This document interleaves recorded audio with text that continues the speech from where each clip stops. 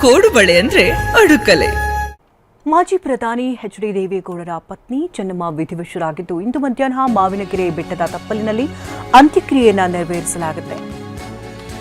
ಅಂತ್ಯಕ್ರಿಯೆಯಲ್ಲಿ ವಿವಿಧ ಭಾಗದ ಜನಪ್ರತಿನಿಧಿಗಳು ಭಾಗಿಯಾಗುವಂತಹ ಸಾಧ್ಯತೆ ಇದ್ದು ಅಂತ್ಯಕ್ರಿಯೆ ನಡೆಯಲಿರುವಂತಹ ಸ್ಥಳದಲ್ಲಿ 4,000 ಆಸನಗಳ ವ್ಯವಸ್ಥೆಯನ್ನು ಮಾಡಲಾಗಿದೆ.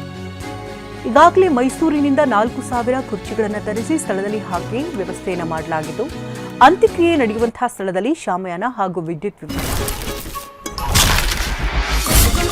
ಸಾಂಪ್ರದಾಯಿಕ ರೆಸಿಪಿ ಮತ್ತಷ್ಟು ಬೇಕೆನಿಸುವ ರುಚಿ. ಕೋಡುಬಳೆ ಅಂದ್ರೆ ಅಡುಕಲೆ ವ್ಯವಸ್ಥೆ ಕೂಡ ಮಾಡಲಾಗಿದೆ. ಹೊಳೆನರಸೀಪುರದ ರೇವಣ್ಣನವರ ನಿವಾಸದಲ್ಲಿ ಅಂತ್ಯಕ್ರಿಯೆ ಅಂತಿಮ ದರ್ಶನಕ್ಕೆ ವ್ಯವಸ್ಥೆಯನ್ನು ಕೂಡ ಕಲ್ಪಿಸಲಾಗಿತ್ತು. ಇನ್ನು ಹಾಸನ ಹಾಗೆ ಹೊಳೆನರಸೀಪುರ ಆ ಭಾಗದ ಸಾಕಷ್ಟು ಜನರು ಬಂದು ಅಂತಿಮ ದರ್ಶನವನ್ನು ಪಡ್ಕೊಂಡು ತೆರಳಿದ್ದಾರೆ. ಇವತ್ತು ಸರಿಸುಮಾರು 4 ಗಂಟೆ ಸಮಯಕ್ಕೆ ಅಂತ್ಯ ಸಂಸ್ಕಾರ ನೆರವೇರುತ್ತೆ. ಒಕ್ಕಲಿಗ ಸಂಪ್ರದಾಯದಂತೆ ಅಂತ್ಯ ಸಂಸ್ಕಾರ ನೆರವೇರಿಸುವುದಕ್ಕೆ ಕುಟುಂಬಸ್ಥರಿಗಾಗಲೇ ತೀರ್ಮಾನವನ್ನು ಕೈಗೊಂಡಿದ್ದು ಎಲ್ಲ ರೀತಿ ವ್ಯವಸ್ಥೆಗಳು ಕೂಡ ಆಗಿದೆ.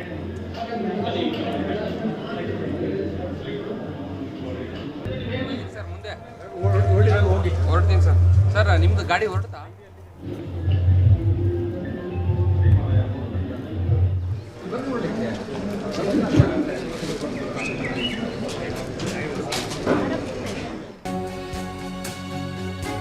ಮಾವಿನಕೆರೆಯಲ್ಲಿ ಇಂದು ಚೆನ್ನಮ್ಮರ ಅಂತ್ಯಕ್ರಿಯೆ ನೆರವೇರುತ್ತಾ ಇದ್ದು ಬೆಳಗ್ಗೆ 9:30ರವರೆಗೆ ರೇವಣ್ಣ ನಿವಾಸದಲ್ಲಿ ಅಂತಿಮ ದರ್ಶನಕ್ಕೆ ವ್ಯವಸ್ಥೆಯನ್ನು ಕಲ್ಪಿಸಲಾಗಿದೆ. 9:30ರ ಬಳಿಕ ಮಾವಿನಕೆರೆಗೆ ಅಂತಿಮ ಯಾತ್ರೆ ಸಾಗುತ್ತೆ. ಇನ್ನು ಸಾಗುವಂತ ಮಾರ್ಗ ಮಧ್ಯೆ ಸಾರ್ವಜನಿಕರಿಗೆ ದರ್ಶನಕ್ಕೆ ವ್ಯವಸ್ಥೆಯನ್ನು ಕಲ್ಪಿಸಲಾಗಿದ್ದು ಮಧ್ಯಾಹ್ನ 12 ಗಂಟೆಗೆ ಮಾವಿನಕೆರೆಗೆ ಪಾರ್ಥಿವ ಶರೀರವನ್ನು ಕೊಂಡೊಯ್ಯಲಾಗುತ್ತೆ. 12ರಿಂದ 3 ಗಂಟೆವರೆಗೆ ರಾಜಕೀಯ ಗಣ್ಯರು ಕುಟುಂಬದ ಅತ್ಯಾಪ್ತರು ಅಂತಿಮ ದರ್ಶನ ಪಡೆಯಲಿದ್ದು 3 ಗಂಟೆ ಬಳಿಕ ಸರ್ಕಾರಿ ಗೌರವದೊಂದಿಗೆ ಅಂತ್ಯಕ್ರಿಯೆಯನ್ನು ನೆರವೇರಿಸಲಾಗುತ್ತೆ. ಈಗಾಗಲೇ ಅಂತ್ಯ ಸಂಸ್ಕಾರಕ್ಕೆ ಎಲ್ಲ ವಿಧಿವತ್ತಾಗಿ ಮಾಡುವಂತಹ ನಿಟ್ಟಿನಲ್ಲಿ ತಯಾರಿಗಳು ಕೂಡ ಒಂದು ಕಡೆ ಈಗಾಗಲೇ ಆಗಿದೆ.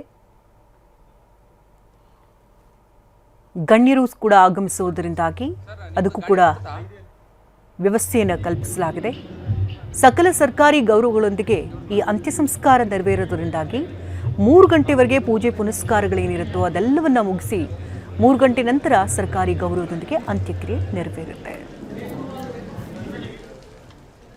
ಕೋಡುಬಳೆ ಅಂದ್ರೆ ಅಡುಕಲೆ.